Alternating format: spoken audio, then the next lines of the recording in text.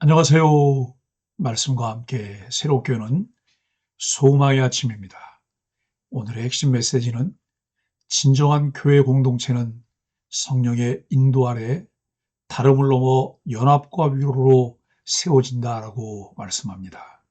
사도행전 15장 22절로 35절까지 말씀을 본문으로 하여 교회는 분열이 아닌 연합과 위로로 세워진다라고 하는 주제로 함께 은혜를 나누기를 원합니다.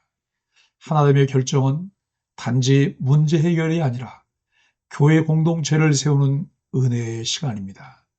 지난 본문에서 우리는 초대교회가 다름 속에서도 하나됨을 배우는 과정을 보았습니다. 그리고 오늘 본문은 그 결실이 어떻게 공동체 안에서 위로와 기쁨으로 나타나는지를 보여줍니다. 예루살렘 공회가 결정을 내린 후 사도들과 장로들은 바울과 바나바 그리고 유다와 실라를 안디옥으로 보냈습니다. 그들의 사명은 단순히 공문을 전달하는 일이 아니었습니다. 그들의 손에 들린 편지는 교회 분열을 멈추게 하고 흩어진 마음들을 다시 하나로 묶는 은혜의 편지였습니다. 복음의 본질을 왜곡시키고 다름 속에서도 은혜로 하나 된 교회의 결정은 곧 성령께서 주신 위로의 사건이 되었습니다. 그 편지를 읽은 사람들은 읽고 위로를 받은지라 라고 말씀합니다. 단순한 행정문서가 아니라 성령의 위로가 담긴 하나님의 메시지로 받아들였습니다. 오늘 본문은 우리에게 이렇게 묻습니다. 우리는 지금 나누는 말과 행동으로 교회를 세우고 있는가? 아니면 무너뜨리고 있는가?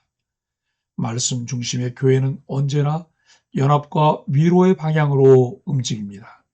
분열은 사탄의 방식이지만 연합은 성령의 역사입니다. 첫째, 성령께서 주도하시는 연합의 결정입니다.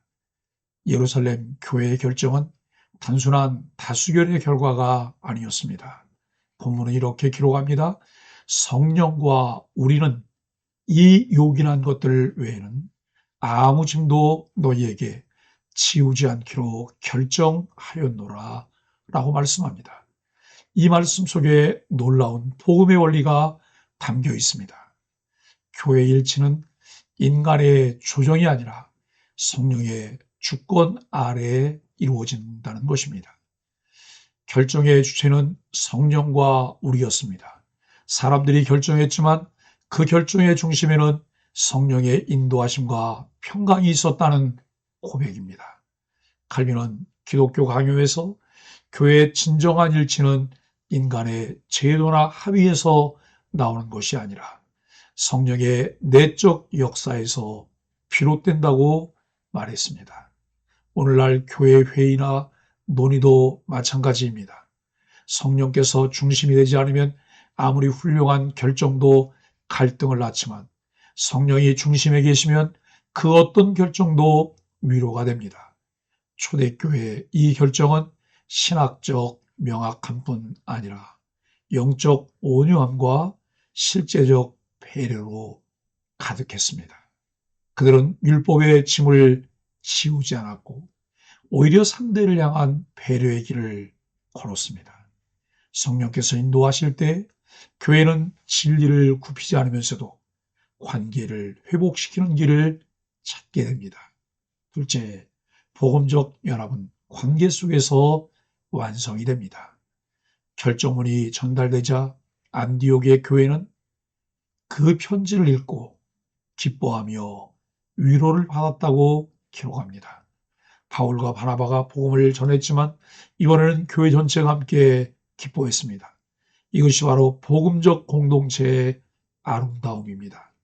은혜로 세워진 교회는 혼자의 신앙이 아니라 함께 기뻐하는 신앙으로 자라납니다. 복음의 기쁨은 언제나 공동체 안에서 완성됩니다.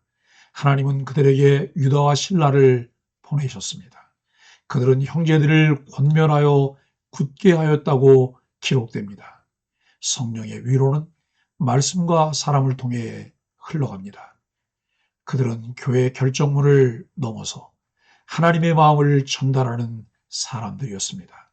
오늘 우리의 교회와 공동체에도 이런 위로의 사람들이 필요합니다. 비판보다 격려로, 정죄보다는 소망으로 무너진 관계 위에 은혜를 흘려보내는 사람들이 있을 때 교회는 다시 살아납니다. 셋째, 은혜의 교회는 함께 보내고 함께 세워지는 공동체입니다. 본문의 마지막은 이렇게 끝납니다. 형제들이 평안히 보내어 주매 평강 가운데 주께로 돌아가니라. 이 짧은 구절 안에는 초대교회의 영적 건강함이 담겨 있습니다. 그들은 함께 회의했고 함께 기도했고 함께 결정을 내렸습니다. 그리고 그 결과는 누군가의 승리가 아니라 공동체 전체의 위로와 기쁨이었습니다.